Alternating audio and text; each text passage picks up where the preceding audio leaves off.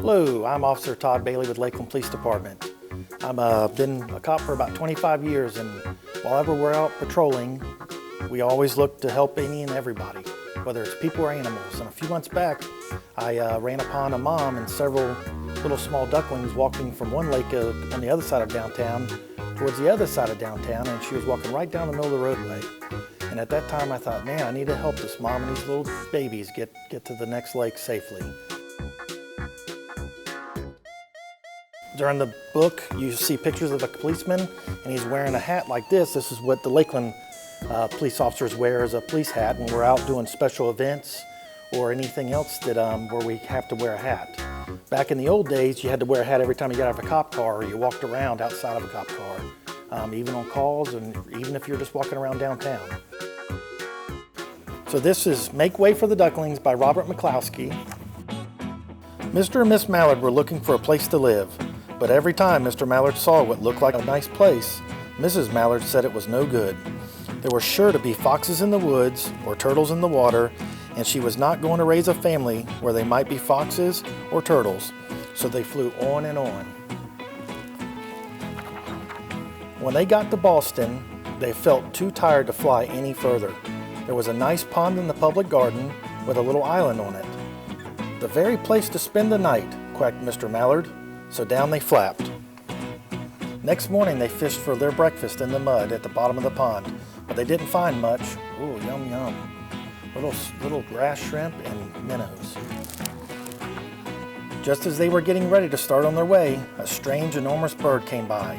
It was pushing a boat full of people, and there was a man sitting on its back. "Good morning," quacked Mr. Mallard, being polite. The big bird was too proud to answer, but the people in the boat threw peanuts into the water, so the mallards followed them all around the pond and got another breakfast better than the first. Peanuts are much better than minnows.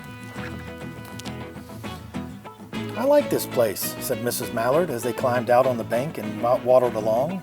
"Why don't we build a nest and raise our ducklings right in this pond? There are no foxes and no turtles, and the people feed us peanuts. What could be better?" "Good," said Mr. Mallard, delighted that at last Mrs. Mallard had found a place that suited her. But, "Look out," squawked Mrs. Mallard, all of a dither. "You'll get run over."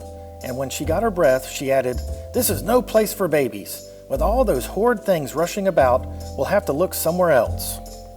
Man, that kid was flying on that bike. You better slow down, you might get a ticket.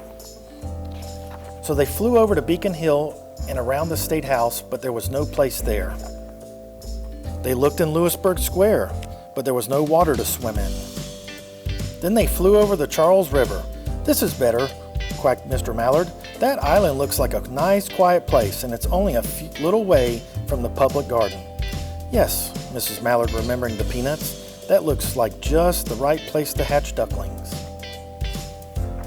So the first lake is like Lake Mirror here in Lakeland, and this lake here is considered kind of like Lake Wire, which are the two lakes downtown, which is where the mommy duck was coming from to take the baby ducks to the Lake Mirror, the final lake or the destination where all the peanuts were.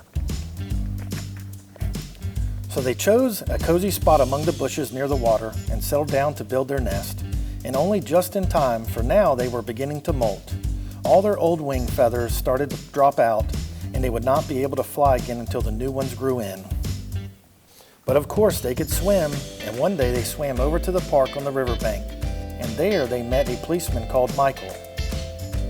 See, he's wearing that hat I was telling you about earlier. Michael fed them peanuts, and after that the Mallards called on Michael every day. After Mrs. Mallard had laid 8 eggs in the nest, she couldn't go to visit Michael anymore because she had to sit on the eggs to keep them warm.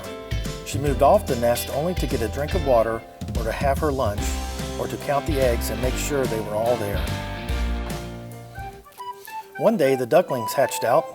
First came Jack, then Cack, then Lack, then Mack, and Knack, and Quack, and Pack, and Quack. Whew, I'm out of breath. Mr. and Mrs. Mallard were bursting with pride. It was a great responsibility taking care of so many ducklings, and it kept them very busy. Man, I can imagine. I got 4 kids. Imagine 8 of them.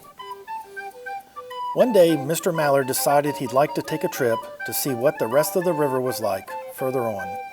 So off he set, I'll meet you in a week in the public garden, he quacked over his shoulder. Take good care of the ducklings. Don't you worry, said Mrs. Mallard. I know all about bringing up children, and she did. She taught them how to swim and dive.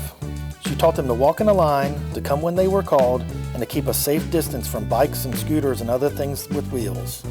When at last she felt perfectly satisfied with them, she said one morning, Come along, children, follow me. Before you could wink an eyelash, Jack, Cack, Lack, Mack, Knack, Quack, Pack, and Quack fell into line, just as they had been taught. Mrs. Mallard led them the way into the water, and they swam behind her to the opposite bank. There they waded ashore and waddled along till they came to the highway. Oh, they better watch out for traffic. Look both ways. 2 times at least. Mrs. Mallard stepped out to cross the road. Honk, honk, went the horns on the speeding cars. Quack, went Mrs. Mallard as she tumbled back again. Quack, quack, quack, quack, went Jack, Cack, Lack, Mack, Knack, Quack, Pack, and Quack, just as loud as their little quackers could quack. The cars kept speeding by and honking, and Mrs. Mallard and the ducklings kept right on quack, quack, quacking. They made such a noise that Michael came running, waving his arms and blowing his whistle. He planted himself in the center of the road, raised one hand to stop the traffic, and then beckoned with the other the way policemen do for Mrs. Mallard to cross over. She did good. She waited for the policeman to tell her when to walk. As soon as Mrs. Mallard and the ducklings were safe on the other side and on their way down Mount Vernon Street, Michael rushed back to his police booth. He called Clancy at headquarters and said, There's a family of ducks walking down the street. Clancy said, Family of what? Ducks, yelled Michael. Send a police car, quick. That was good. He was calling the police station to get more help. Meanwhile, Mrs. Mallard had reached a corner bookshop and turned into Charles Street with Jack, Cack, Lack, Mack, Knack, Quack, Pack, and Quack all marching in line behind her. Everyone stared. An old lady from Beacon Hill said, Isn't it amazing? And the man who swept the street said, Well, now, ain't that nice?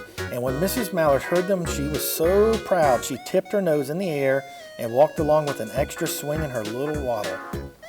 When they came to the corner of Beacon Street, there was the police car with 4 policemen that Clancy had sent from headquarters.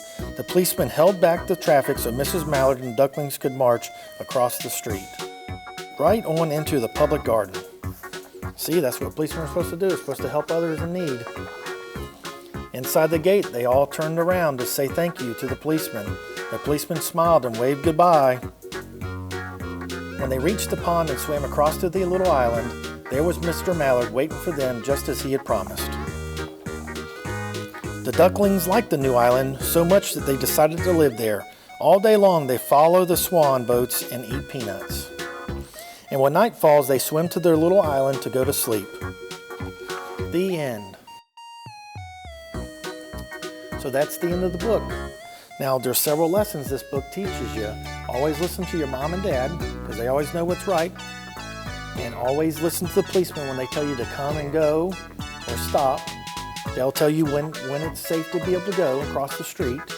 And always look both ways. And whenever you need help, you can always come to a cop and ask them for help, and they'll help you.